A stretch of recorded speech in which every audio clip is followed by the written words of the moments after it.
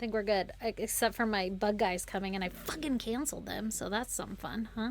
Don't want them in. Psh, they just come in, and then they charge you, so I gotta cancel it. Oh, Be no. like, I already did this.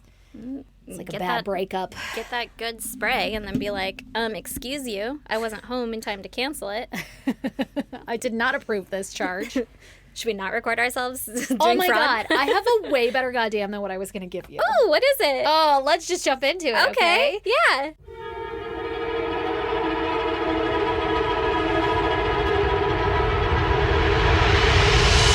God damn! Anybody who has come to my house lately would know that I don't have house numbers up.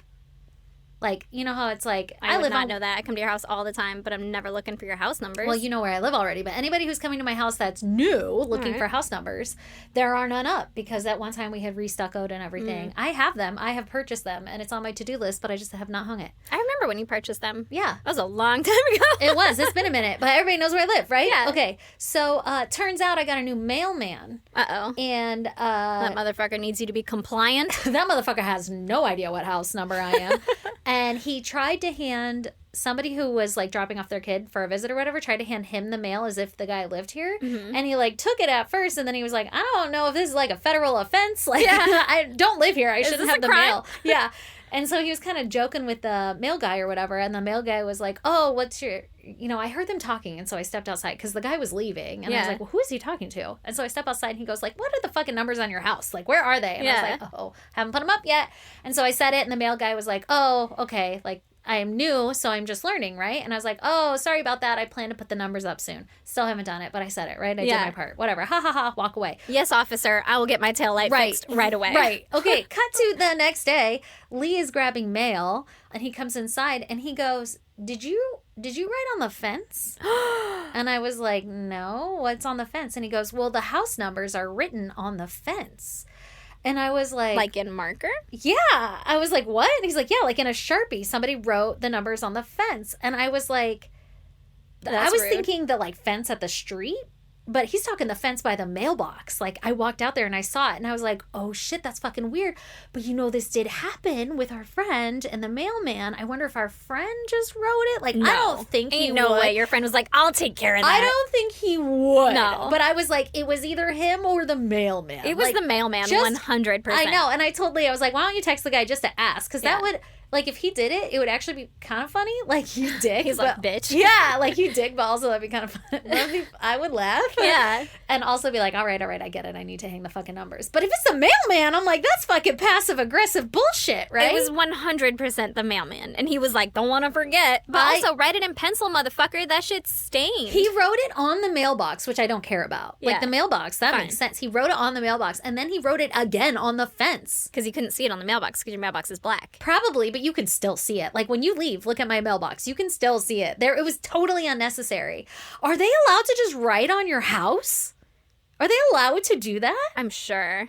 And by I'm sure, I mean, no, probably not. But mail people are like fucking crazy. When I was a kid, we had a normal mailbox and I could get mail from it as a child. Yeah. And then the mail person was complained and said that our mailbox was non-compliant and it had to be like X Then height. don't deliver my mail. I don't want it anyway. It's all junk. Like, I don't get anything in the mail I actually need. Well, this was in the 90s. Yeah, you when know? it was important. Yeah, when, like, bills and stuff came or whatever. And so my dad was like, oh, shit. Like, the guy stopped delivering our mail because our mailbox was too short. So, like, he couldn't couldn't pull up reach in it the from car. his truck Yeah, or whatever. yeah. But also, what the fuck? I didn't know that was an option. And it was a normal mailbox. Like, it was a normal size mailbox. Maybe so they're my like dad fixed cops. it, quote unquote. Yeah. And then until I was in high school, I just couldn't get the couldn't get mail the mail. because I couldn't reach it. It was too fucking tall. I What? couldn't see inside it. I'd have to be like, eh. That is so weird. Yeah. Like, are they like cops where they just get to call shit and be like, non-compliant? They're I don't have to- government fucking Yeah. That makes sense. employees So or maybe he's whatever. allowed to. I mean, and We have again, any mail people? Would you ever write on a mailbox or on a fence on a house? Also, like, the numbers on my curb are freshly painted. Like, I paid somebody to do that shit. Yeah. You know, when they come around with like a fucking backpack caboodle. and Yeah. Yeah. I saw that guy out here just like a month ago. Like, Yeah. shit's fresh. Like, I Yeah. have a way to tell. Is it the numbers on the house? No. Like, I get That's it. crazy, though. I get it. That's crazy that But they wrote also, on your you gate. could also, like, you have, so many other options, right? Like each neighbor has numbers, so you could deduce what my numbers are. You could also just open your phone app. Yeah, and be like, Zillow Google says. Maps. Yeah, I don't know. And again, I'm not like totally heartbroken, but I am kind of pissed because like now I got to paint the fence. Yeah, like that's his just handwriting. annoying. He's got like little boy handwriting. You didn't even do it nice. No. Like, take your fucking time, sir. No, I literally took a picture of it because I don't know if I'm supposed to complain, so I'll just show you, but I'm not going to show everybody else because, like, it's my house numbers. Like, and it's not like he was like, yeah, you need to get that or anything. He was just like, sorry, I'm new, I'm learning. And I was like, don't worry, bud. You got it now. And he was like, don't worry, I'll help. And let me hop to my fucking truck and get a Sharpie. Anyway, I feel bad because that friend listens, and I had Lee text him, and he's probably like, why the fuck would you think that I wrote on your house? I thought if you did it, it was funny. For the record, I don't think you wrote on the house. I didn't either, but I was like, let's just check before we file a complaint. You know? Like, yeah. Are you going to file a complaint? Yeah. Well, if I'm allowed to, if it's just that your postman... You're going to get this poor new guy fired. Well, if I see him, I'll ask him, because I am around. What are you going to home. ask him? Did you write on my fence? And he's going to be like, yeah. I needed to know the numbers. I'll be like, going to be like, hey man, you probably shouldn't, because now I got to repaint it. Could you not fucking do that? Yeah. Like, is there a law or something? I don't want to get you in trouble, but can you say you're sorry? Can you paint it? I don't know. Do you need a water? I don't want to hurt anybody's feelings or anything, but I'm pissed. You painted on my fence. Yeah, you fucking wrote on my fence. I'm working so hard to make my house nice. Like, I am working so hard. And it's impossible because I have 2 little kids and a husband. Yeah. And I'm a fucking bachelor myself. And I have been trying so hard to make things not ghetto. And to have some homie just write on my fucking fence because he can't. At least it wasn't like spray paint, like a big one. Yeah. Yeah, I suppose. I don't know. Maybe I should just leave it up and frame it and be like, those are my house numbers now. You should just put an empty frame around it. What do you mean I don't have house numbers? Oh my God. I paid for this. So you guys let me know if post office people are allowed to do this. Am I the bitch? Maybe I'm awful for not having house numbers. I don't think you're a bitch. I would want to complain too, and I'd be very offended or like, what the fuck, bro? I don't know if I would complain just because I'd be like, what are they going to do? Yeah. Other than get this guy fired or reprimanded. And he's new, but like, you can't just be drawn on people's houses. Yeah. Maybe you could put a sign above that says like, don't draw on people's houses. I thought about just hanging the numbers as like a passive-aggressive fuck you. Like right over it. Day. But then I feel like he'd be like, yeah, that's right, bitch. Hang those numbers. I fucking thought so. Yeah. I don't know. What I think you should cross-stitch or something. Like, what the fuck is this? With an arrow down and hang it right above it. Who did this, though? I mean, I totally need to repaint the fence anyway, but I'm annoyed. Anyway. Yeah. So that's my goddamn. That's a good goddamn. Yeah, what's yours? I fucking forgot about that. That's hilarious. Happy I'm sorry that happened to you. You need to take the passive-aggressive route. Don't complain on him. I'll think on it this weekend. Frame it. Anyway, what's your goddamn, Erin? My goddamn is that my lovely husband was gone from Sunday, Father's Day, the most fatherest of Father's Day. He fucking banked on that shit. He's like, Father's Day, I'm leaving. He was like, 4 a.m. wake up. First of all, that motherfucker got hammered at... He did. An event that we were at. Weekend. He got hammered. And then I had multiple people telling me like, he's leaving when? And I'm like, fucking 6 a.m. He has to leave the house at 4 a.m. tomorrow. And they're like, why are you still here? I'm like, I don't know, man. He won't leave. It's his life. Yeah. He's living his best life right now. And, but he got out. He made it. 4:30 a.m. We were both wide fucking awake. Like, you gotta get the fuck out of here. You're like, we just fell asleep. Uh-huh. And he was in Omaha, Nebraska.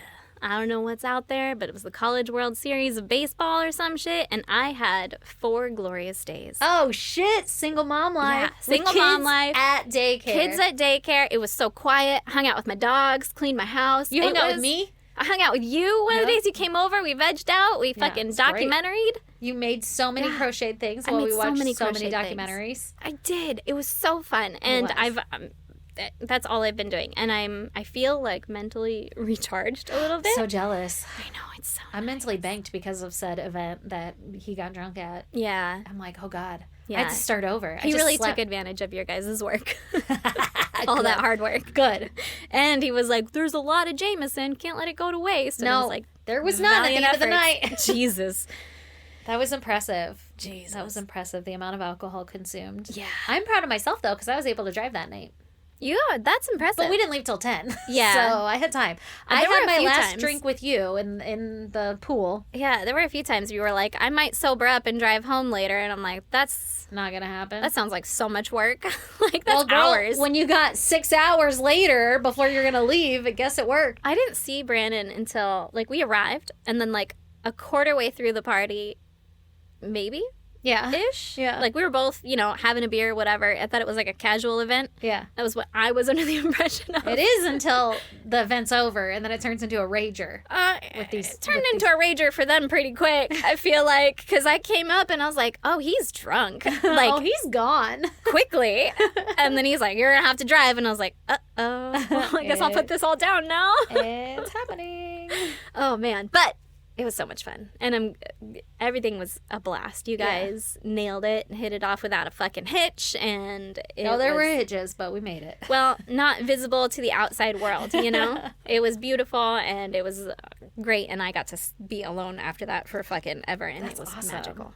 Lucky. I'm very Good for very you. recharged, refreshed. And Hell yeah. this is my episode that I did not research, so it's Stacey's. Yeah. So you guys are getting Patreon for your regular episode. Yeah, This was going to be a Patreon story. For my mental break here. Yeah. Hopefully I'll get to research in this next one. Yeah, you're going to fucking ruin it next week when you got to research a bunch. I know, right? It's okay. I'm in a good place now. Yeah, so I can bring that's- myself back down. That's next weekend. Yeah.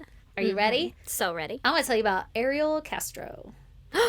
Okay. Do you know Ariel I Castro? do. I do. I thought we covered this one again. We're getting into the realm of I feel like we've covered every story. that I'm Literally, like, so many of the ones that I picked last night that I was going to do today or whatever, I was like, Didn't we do starting this one? it? Yeah, I'd have to search through our thing. Like, I swear.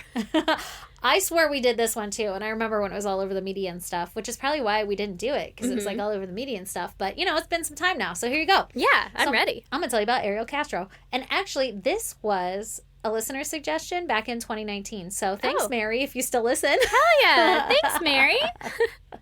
Okay, so let's get into it. Ariel Castro was born in Dewey, Yuko, Puerto Rico. I don't know if that's how you say any of those, but in Puerto Rico. Okay. On July 10th, 1960. So he's a Cancer, which On means, this world. Oh, what? which means he is deeply nurturing, emotionally sensitive, protective of loved ones, Okay, well, it checks out so far. intuitive, creative, and moody but loyal. Okay, I like it. I like that we do the zodiac stuff now. Okay, so when he was young, his parents divorced and he moved to the U.S. with his mother and siblings. There were 9 siblings total. Damn. 3 of them were biological, so I'm guessing all the others were like other baby daddies. Okay. Well, that would still be biological. Maybe Yeah. from other baby daddies' marriages Children's that came in. Yeah, steps. exactly. So they moved to Exton, Pennsylvania initially, but eventually they settled in Cleveland, Ohio. Okay. In the 1980s, Ariel's family moved across the street from a woman by the name of Gramilda Figueroa. Okay. That's an intense name. Gramilda? Gramilda. Gramilda. Yeah. Ariel and Gramilda started to take an interest in each other and they began dating. Ooh. They both stayed in their family homes until 1992 when they both moved in together into a home located at 2207 Seymour Avenue, which is located in Cleveland, Tremont neighborhood area Okay. for anybody in the area. It was a 2-story, 4-bedroom, 1-bath home with an unfinished basement. One bathroom? Yeah, Four for bedrooms? 4 bedrooms? Isn't that crazy? God damn. Shit better had a fucking bathtub. You know when it's like the one bathroom and it's a stand-up shower and you're like, God damn it, I can't take a bath? You know when that No. happens? No, I don't. I cannot relate. I don't remember the last time I ever took a bath, and I have a bath, but it was probably when I was pregnant. Yeah. Was the last time I took a bath. I technically have a bath, but we have cat litter in it, Yeah, as you you know. never So use it's not a bathtub, you know. But you We have a separate. have a bath. Yeah, but I took a bath once and I sat there and I was like, why the fuck am I in here? That was the most recent bath I took. It was probably like when I had my first kid. I Yeah. was pregnant with that Yeah. one. And I was like, this sucks. Dude, I love a good bath when it's cold out, nice and hot, and I just sink in it. I never do it, but I love the It's feel not of it. comfortable. I'm bored. I'm like, what can I do? Oh, in I light here? a fucking candle. And I then put what? music on. Look at it I and then lay we'll listen to there, it. And I'm like, oh God, this feels so good. I need to do something with my eyes and my hands. You do. If you had like a mini TV in there, I could sit in there for hours. But if you got can put a few nothing, I'm minutes like, of your life. I do a couple barrel rolls, and I'm like, I'm out of here. Never once did a barrel roll in a bathtub. That's, Well, all, probably as a that's kid. all I know what to do. 'Cause I'm like, what do I do in here? Spin. This is why you are my bestie, you know? Like, What else are you supposed to do in a bathtub? I don't know. never a dull moment, you know? Honestly. Even when it's supposed to be. Anyway, they only have one bath. You know, whenever you find out what brought us here. Oh, God. Okay, so as soon as the couple moved in together, all hell started to break loose in their relationship because allegedly Ariel would physically abuse Grimilda, causing serious damage like broken noses and Jesus. ribs and arms. Yeah, like homie was not kind. Jesus. Arms? Yeah. Like she had broken bones from him. Like broken nose. First of all, you're hitting in the face, which is super fucking aggressive. So rude. But like noses seem fragile. Yeah. But an arm? Yeah. That's a You're- lot. You're doing some damage. Yeah. He even beat her so bad that he caused a blood clot in her brain. Jesus. And evidently that caused an inoperable tumor to grow because of the blood clot. I didn't know that was a thing, but that's what I read. Okay. So she got a brain tumor from this guy. Jesus. Like he is literally a cancer on He this is earth. literally a cancer on this earth, on her brain. He threw her down a flight of stairs, causing a skull fracture, and that's what eventually led to his arrest for domestic violence. However, Not the fucking brain tumor. well, I guess she dropped the charges or some shit. So, like, he got arrested, but nothing ever came of it. Mm-hmm. In 1996, Grimilda decided to move out along with their 4 fucking children that they had together. God damn. I know. Move out? Bitch, you need the space. You need I know, that you house. need those 4 rooms. Well, she moved out. Kick him out. I know. She had the police come to be there with her and to restrain Ariel from attacking her when she was moving out as she gathered all of her belongings. Like, that's how toxic and bad this was. Oh my God. Even after she moved out, Ariel would still hunt her down and beat her. What the fuck? Yeah, this guy's awful. Like grocery shopping? He's Yeah. like, there's that bitch. Yeah, and she would have to, like, keep her head on a fucking swivel. Like, What watch the out for this fuck? man. He would regularly abduct their children, even though Grimilda had been granted custody of them. Eventually, a restraining order was placed against him for their protection, but the order had been dismissed a few months after it had been put in place. So, like, this woman had no protection. Yeah. Oh God, that's so scary. This takes us to 2002, when Ariel was living his bachelor life in his 2-story home, okay? And his family lives elsewhere, and he's just hunting down Grimilda whenever the fuck he wants and beating her. Okay. Or doing whatever it is he does. Just making her life a living hell. Yeah. So August 23rd, 2002. 21-year-old Michelle Knight was walking home from her cousin's house, and Ariel saw her and offered her a ride home. Now, Michelle knew one of Ariel's daughters, so she felt safe getting in the car with him, and so she took him up on his offer. But instead of taking her home, he abducted her and brought her to his house. Mm-hmm. He brought her upstairs and tied her hands and feet together. He then strung her up. By the way, this is somebody he knows. Like, this is one of his friend's friends. This is his daughter's friend. And yeah. he recognized her and was like, I'm going to give her a ride home. Yeah. And then he takes her home, strings her up by her hands and feet and neck, and left her in the room for 3 days without food. How do you string someone up by I don't hands, feet, know. and neck? I Like don't up? know. What do you mean up? I guess. Tied like, up from or the like ceiling? strung up? It said strung. That's fucked Strung up. I know. The day that Michelle had disappeared, so the day she got into his truck, she was scheduled to appear in court for a custody case for her son, who was in the state's care. So she was like getting her life together and due to be in court. And when she didn't show up, not much was done to look for her. Like, everybody was like, oh, checks out. Like, her son's in the state's care. She's probably off the rocker again, right? Or whatever. Oh, no. Authorities believed that she had run away because she had lost custody of her son. And so after 15 months of her missing, her name was removed from the National Crime Information Database. So basically nobody was looking for her. Nobody even 15 fucking knew she was months? missing. 15 months. They were like, we haven't found her. She must not be missing? They weren't even really looking for her. They were But just she like, hasn't popped back up. yeah, so after 15 months of no activity, I guess they just removed her name from the database so that if she But ever that's popped crazy. up dead or something, But that's they crazy. wouldn't even know. They wouldn't even know it was her because they didn't even know she was missing. That's crazy, though. That's fucking insane. Like, you should only be removed if you are found. Right. No. She got removed. So no one was looking for her. And after 15 months, nobody even knew she was missing. Oh, my God. Meanwhile, this entire time, Michelle is very much still alive and being tortured daily by Ariel, like on a regular basis. 15 months. Oh, It goes on longer. I know, but just imagine. Like, how There's no fucked hope. up. She's not even seeing her name in the media. Nobody is looking for her. No one. That's so She's scary. just taken. And there's no one saving her. So he locks her up in the bedroom, and he provided her with a plastic bucket to use the restroom in. Wow. She was only allowed one 2 meal. bathrooms. Yeah. Yeah, now it's 2 Upgrade, bathrooms. bitch. Yeah, no big deal. Any room's a bathroom if you have a plastic bucket. Honestly. Was that Home Depot? Oh, a 5-gallon bucket, girl. You don't even have to dump this shit daily. Yeah. Oh.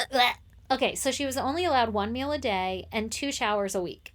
Jesus. Yeah. What was the meal? Do you know? I don't know. I can't imagine it was good. Good, right? Ariel would regularly rape Michelle, and over the course of her captivity, she was impregnated 5 times by Ariel as a product of said rapes. Condoms, bro. Each time she would get pregnant, he would beat her into having a miscarriage Oh my by slamming her against the walls or punching her or even hitting her with dumbbells. Oh my God. Yeah, like this is not a good scenario. Do you think for her. he talked to her about it?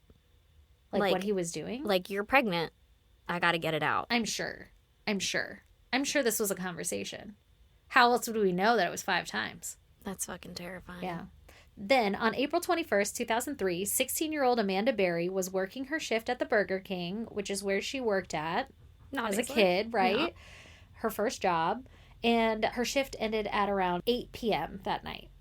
And when it ended, she had called her sister to let her know that she was getting a ride home. Like, I don't need a ride home. I found one. Okay. It turns out that Ariel had just offered her a ride home. And Amanda also knew one of Ariel's daughters, so she trusted him and she took him up on his offer. Mm-hmm. So he's preying on his daughter's friends Mm-hmm. or like acquaintances. Yeah. Like, I'm a nice guy around town or whatever. Exactly. Unfortunately, Amanda never arrived home that evening because Ariel took her back to his house where she would be his next captive. Oh my God. It was the day before her 17th birthday when she was abducted. Oh, how sad. She probably had so many plans. I know. Her disappearance was considered a runaway at first until a week after she went missing, some random person called her mom and dad from her cell phone. And this man said, "I have Amanda. She's fine and will be coming home in a couple of days." So now this random man might have been Ariel. I don't really know for sure. It was her cell phone. Who knows? But whatever. Somebody calls the family and says that, okay? Yeah. Well, I would assume it was Ariel. Because, like, if you found a cell phone, you're not going to be like, call mom. Also, I have your daughter. Like, you don't know that it's. And if that you she's found it and you missing. knew she was missing from the media, you'd probably turn it in. Yeah. Yeah, so I'm guessing so also. But, so the person calls, says, "I have her, she's fine, she'll be home shortly." And then she never comes home. She never returned home. Ariel held Amanda captive along with Michelle and would rape and beat Amanda just like he was doing to Michelle the past 6 months. Mm-hmm. And so same living conditions, a bucket to pee in or poop in, whatever. Same room? Get a room. Yeah. Yeah. No, different room. Oh. It's 4 bedrooms. Well, that's what I was wondering. Yeah, I think Is she this got a like my different room. hostage room? This is my Exactly. library. This is my office. Right, exactly. So it turns out that Ariel had moved the women to the basement to hold them captive, and eventually as he would build trust in them, he would like move them back up into the bedrooms or something. So there was a period of time where they were together in the basement, Okay. but eventually they go to their own rooms, whatever, and they live their life that way, right? Mm-hmm. Then on April 2nd, 2004, so Michelle has been captive for nearly 2 years and Amanda a year. Mm-hmm. 14-year-old Dina De Jesus, however we say her name, was friends with a classmate by the name of Ariel Castro, Oh, if you'll recognize that last name. I do. Arlene was one of Ariel's daughters, and she was in middle school at this time. Mm-hmm. Arlene and Gina walked to a payphone together after school on April 2nd, and they were going to call Arlene's mom, Gramilda, to ask if Arlene could sleep over at Gina's, because they Okay. wanted to have a sleepover. Mm-hmm. Well, Gramilda was like, absolutely not. Nope. Arlene has to come home. So Arlene left and she went home and Gina started walking her way home. Okay. As Gina was walking home, Ariel saw her and he pulled over and offered her a ride. And again, Gina trusted Ariel and thought that he was picking her up to drop her off at home. So she got in the car. Okay. However, as we know, he did not take her home to her house. He took her to his house, aka basement, aka hostage room. So no one witnessed her disappearance. So when she was reported missing, the police didn't have anything to go off of. Ariel would do the same thing that he was doing to Amanda and Michelle to Gina as well. and, captive, rape, all that stuff. Ugh. Later that year, in 2004, Amanda Berry's disappearance was featured on America's Most Wanted, which somehow they linked her to Gina's disappearance as well. Like, they're very similar circumstances. We don't know if they're... I don't know. And it was like a year later. Yeah. It was like April 22nd versus April 2nd. Yeah, right? Exactly. And same town, a little sketchy. Exactly. Girls be going missing. Yeah. So I don't know if the police had done this, but America's Most Wanted presented it that way, as having similar circumstances around their disappearances and shit.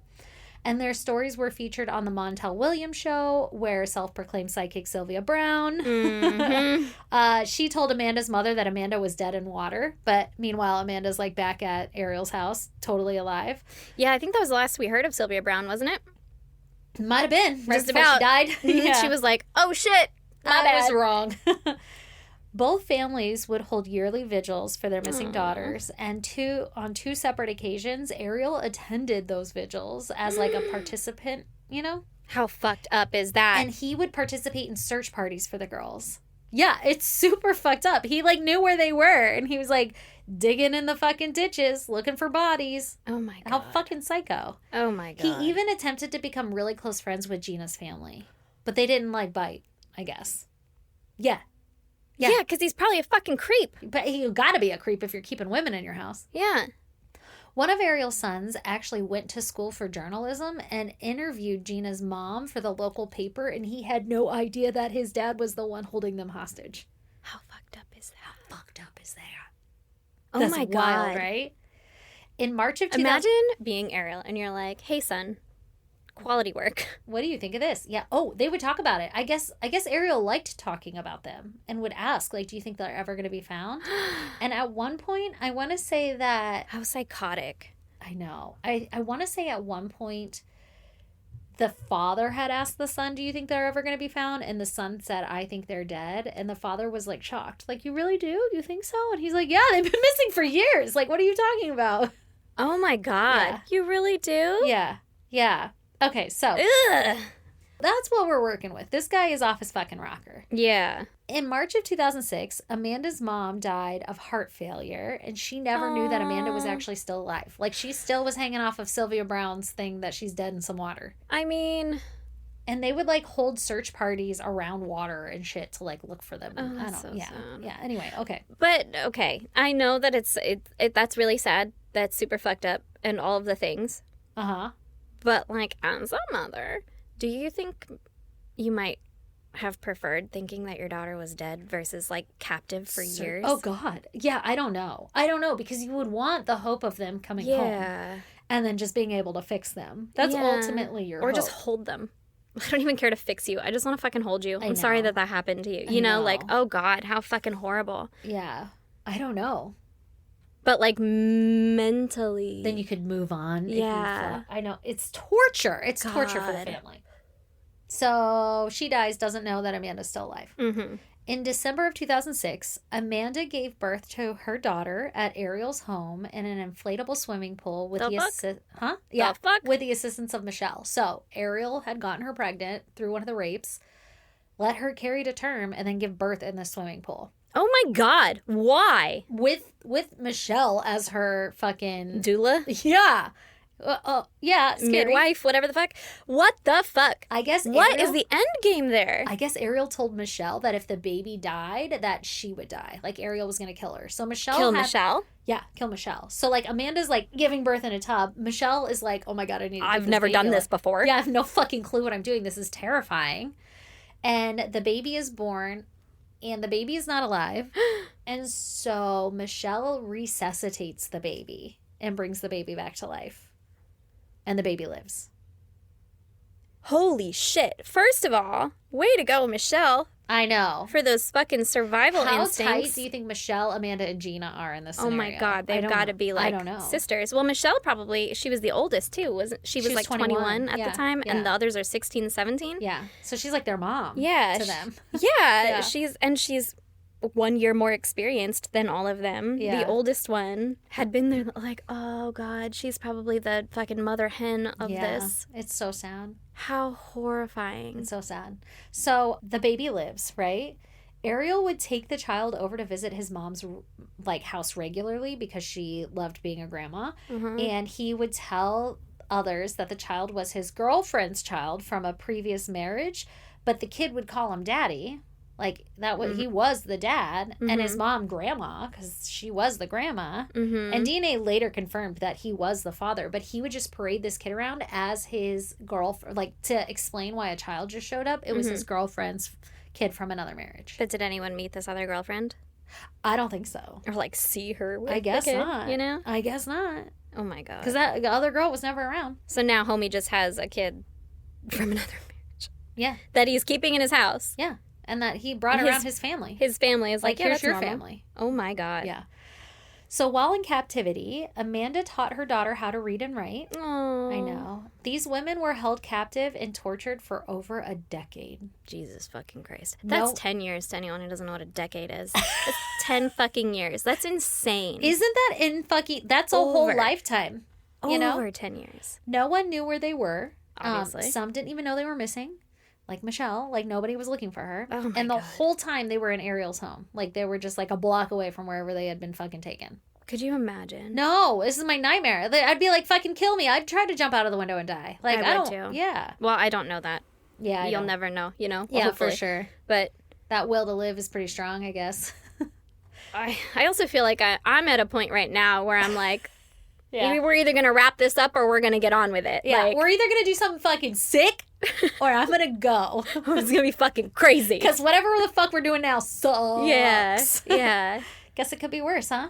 Oh, God. So by 2012, so now we're 10 years past the first abduction, right? Oh, my God. Gramilda, Ariel's ex-wife, she dies of complications caused by that brain tumor. So she passes away. So he's just fucking up multiple women. Oh, he's fucking... Everybody he comes everything. in contact with. Oh, he's a poison. He is a cancer. Ugh. Around the same time as Gramilda's passing, Ariel had been working as a school bus driver, but he had been fired for, quote, bad judgment.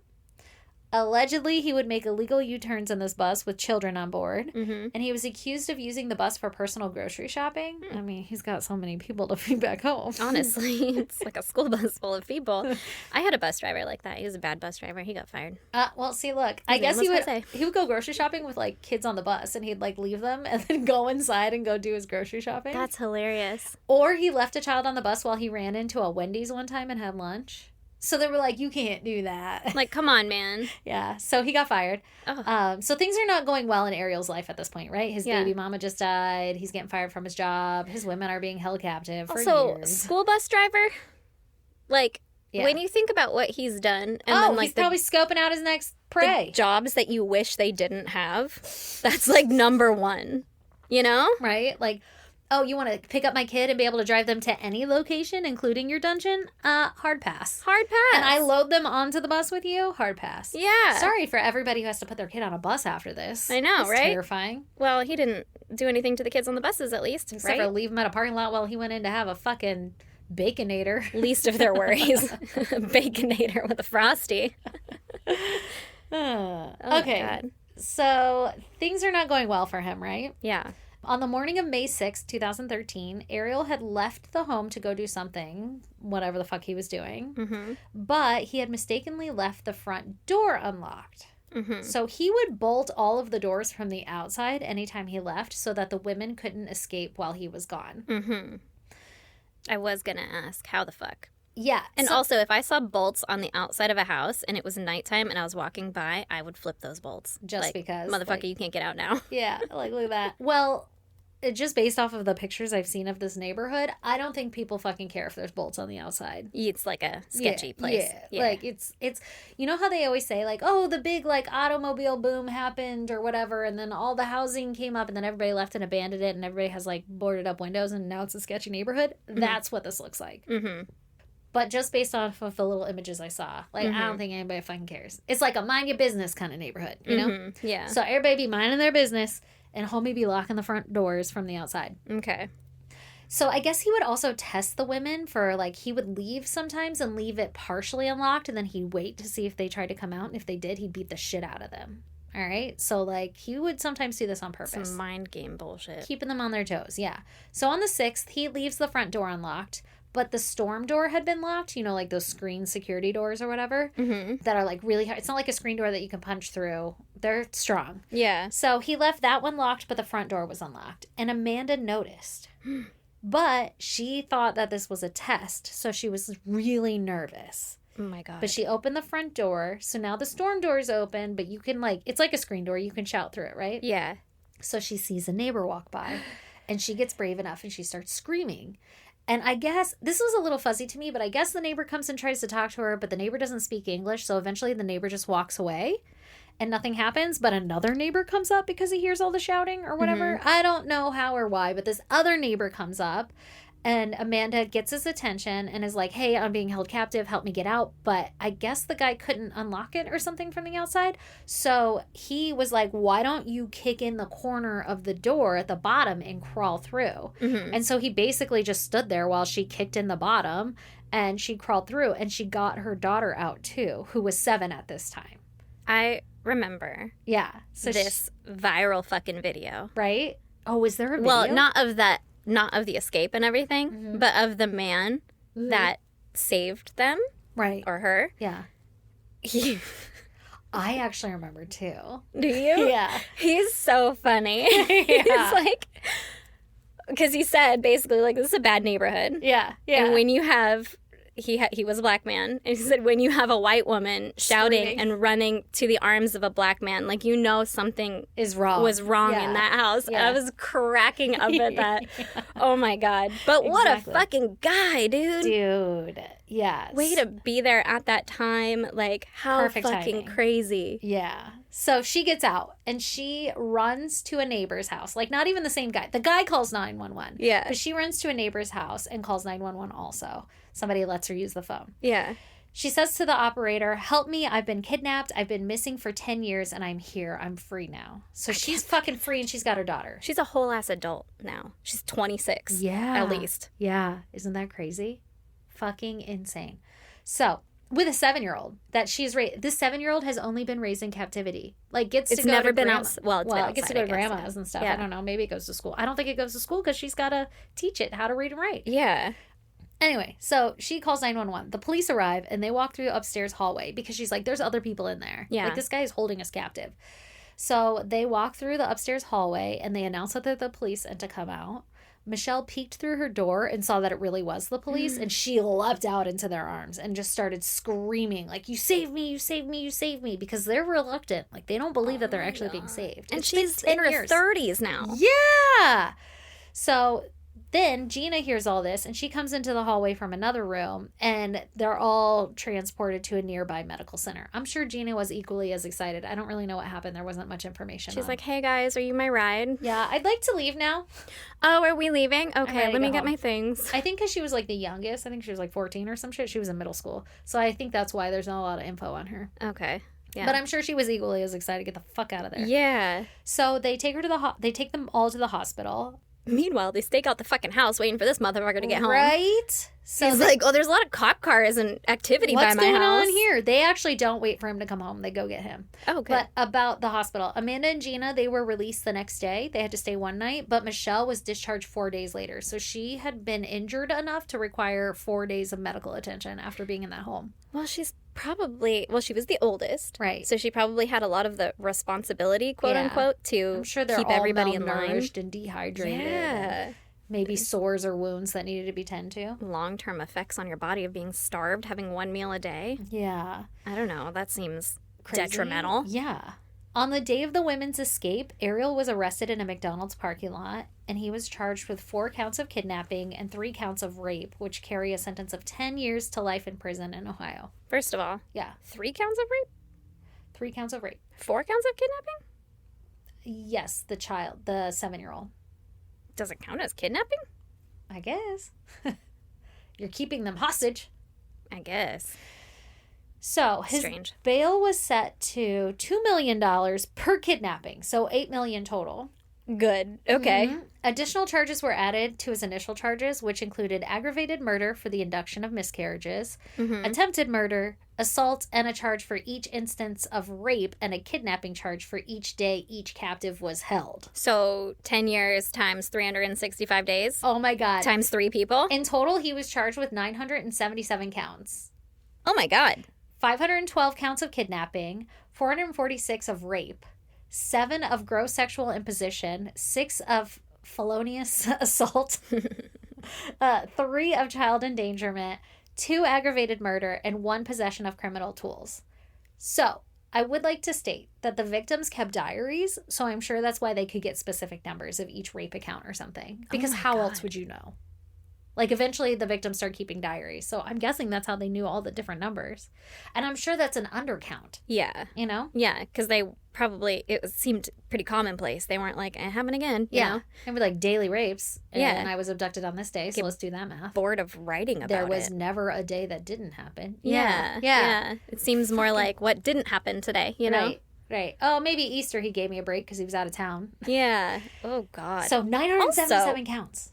Kind of crazy that he's like, here, journal about your experience. Maybe they were hiding it. Like, they had access to the house when he wasn't around. I guess. So they could have grabbed, like, paper and shit. I don't know. Or maybe he was giving them freedoms, you know? Like, you can live in my house. You can be yourself. But, like, I get to have sex with you when I want. You only eat this, and you got to shit in that bucket.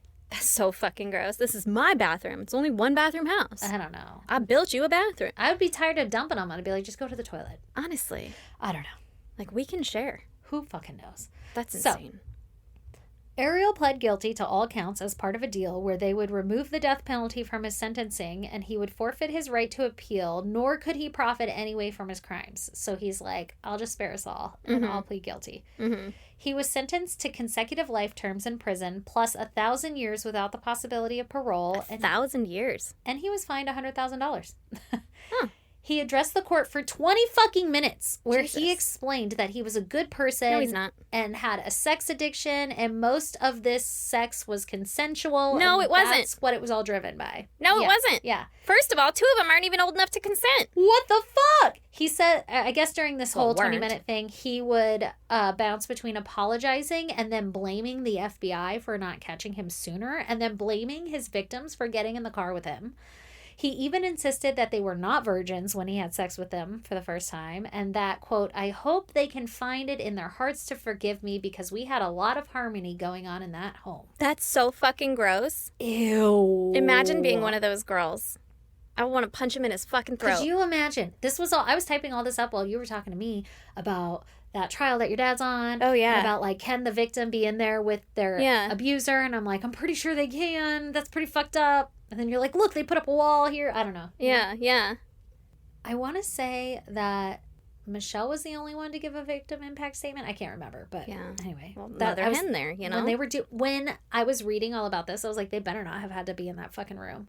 No, I wouldn't have listened. Somebody. Yeah, no way. As if I was a victim and they're like, okay, now he's gonna speak, I feel like he doesn't get any more of my time. Yeah, I'm done. Like, fuck that guy. For sure.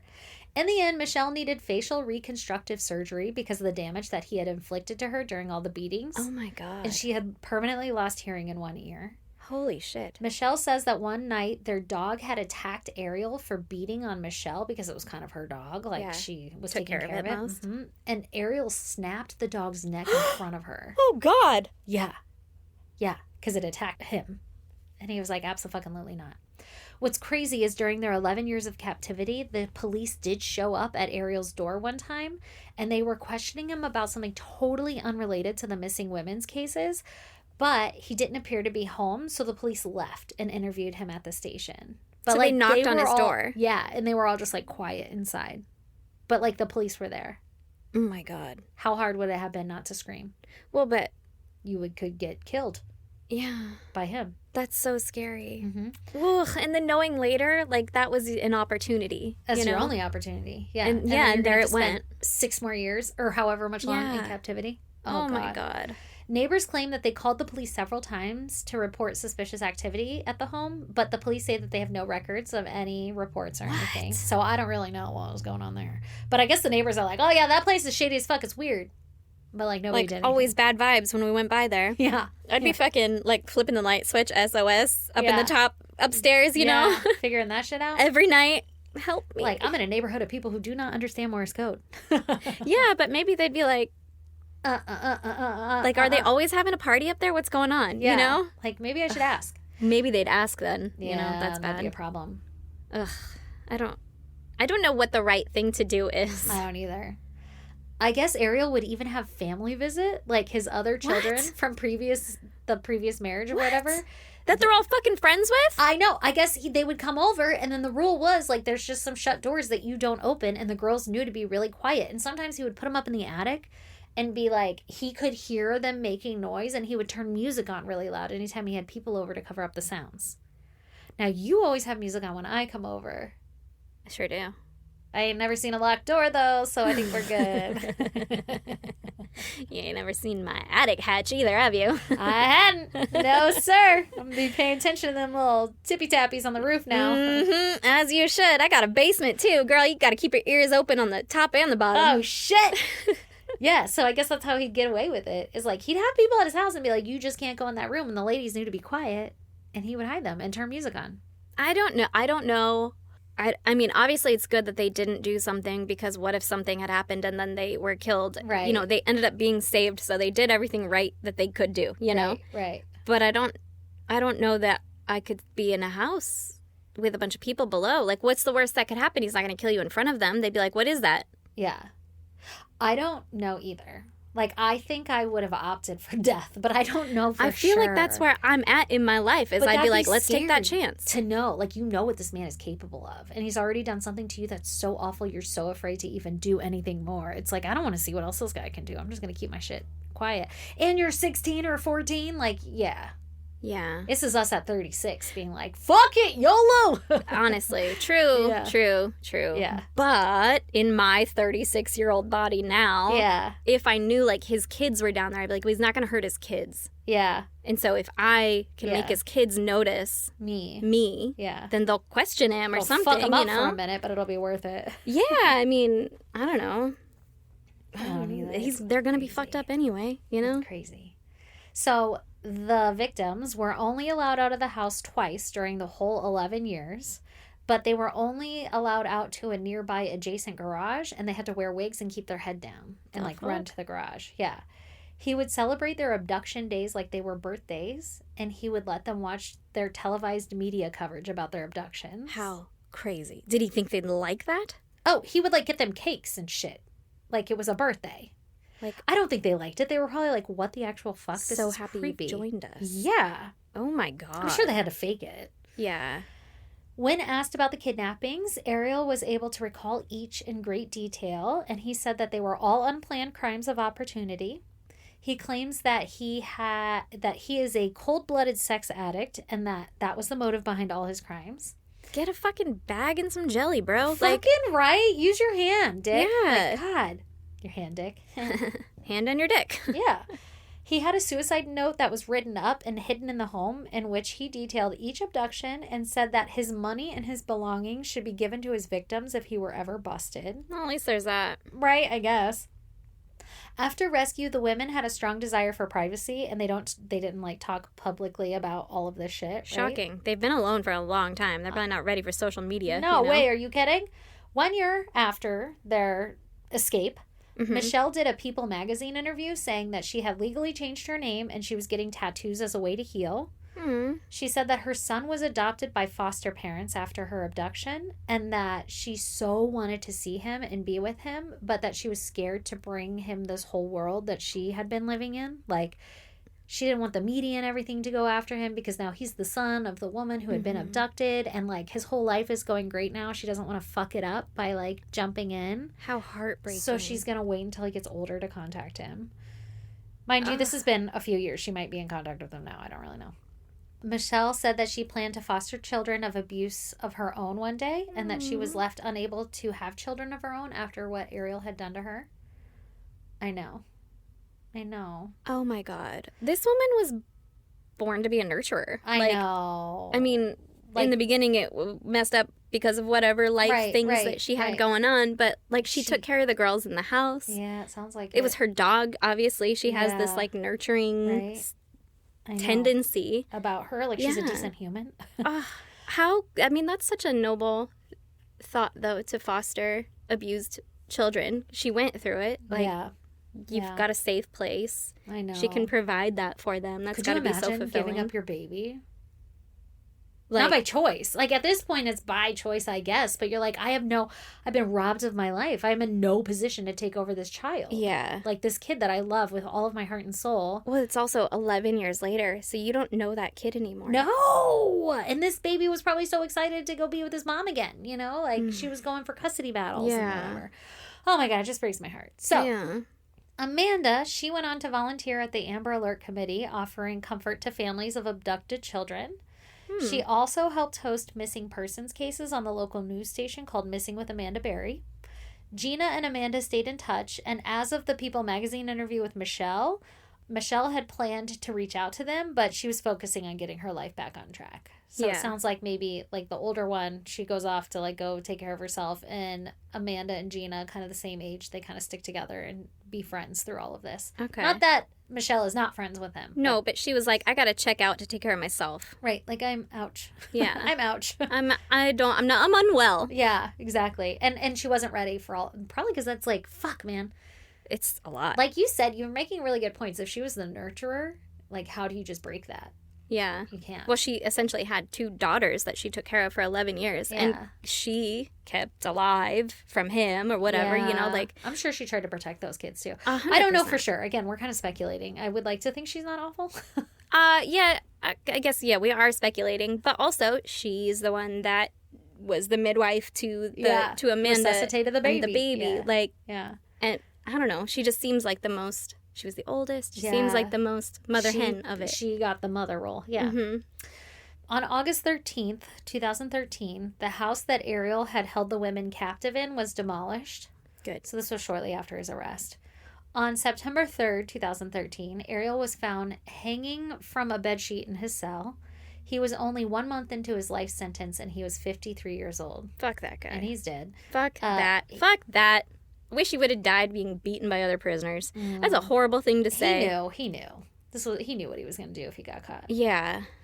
It came out later that he was on 30-minute round checks, and the guards had falsified documents saying that they had checked on him hours before, but they actually hadn't. So I'm guessing he probably, like, gained their trust, and then they left, and he offed himself. Uh-huh.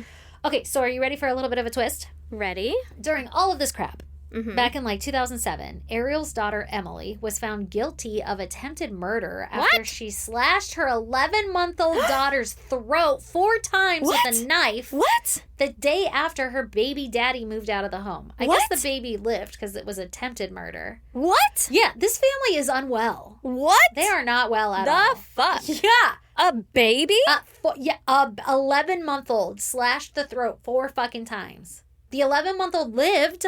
Thank God. Good, but Jesus. Yeah. What the fuck? So she was serving a 25-year sentence during and after the kidnappings. So that's what was going on with one of his children. Was that the girl that was friends with them? I don't really know. Okay. He had fucking a lot of kids. 4 kids, I guess. Maybe more. I don't really know. Anyway. Okay, so in 2014, one of his nephews was arrested and charged with 22 counts of child porn. Oh my God. So the family has a lot of demons. Can we just wipe out the whole family tree? Sorry if you're in that family and you're like, I'm a decent human. Yeah, we're like, I don't know, man. I'm going to nick you on the way down. You might want to watch out. I don't know. Make up for the other ones. Like, do good shit. Plant a tree. Jesus.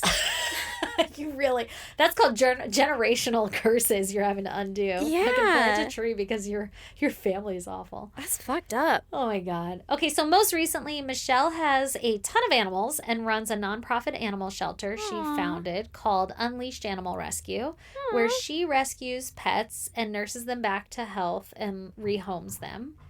Amanda and Gina have been living their best lives these last 10 years, and Gina even opened up a Cleveland Center for Missing, Abducted, and Exploited Children and Adults, which is a nonprofit organization, and she chose to open it up on Seymour Avenue, where she was held prisoner for so long.